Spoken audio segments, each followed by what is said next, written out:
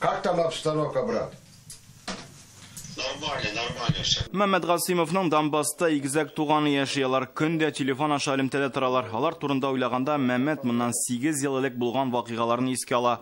Ата башласалар, идән астына төшеп яшеренә идек ди. Ну берегите себя, брат, там все будет нормально. Мәмәт Гасимов Донбасста башта заводта, аннары кафеда эшләгән, гаиләсе һәм 2 баласына куркыныч янамасын өчен 2014 елда күченергә булалар. Приехали националисты эти и начали стрелять. Кто смог уехать, все уехали. Мәмәт Гасимов идән астында узган йокысыз төннәрне искә алмаска тырыша, кайчандыр дус тату яшәгән Макеевка шәһәрендә көтелмәгән хәлләр башлана ди ул. Много ребята погибли там, много.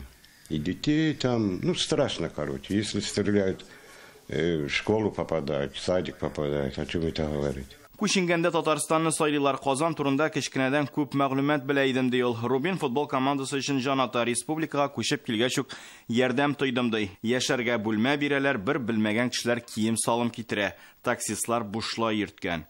Если я знал бы, что в России жить хорошо, так хорошо, я бы 30 лет назад сюда приехал бы.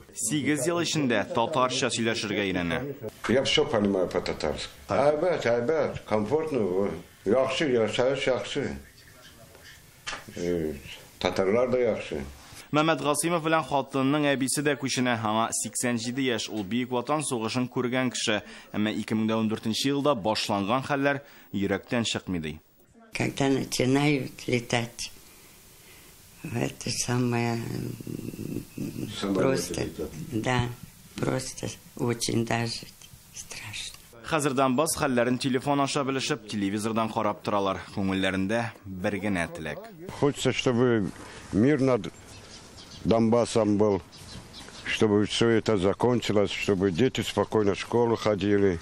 Руслан Судинов, Игорь Романов, Яңа Гасыр каналы.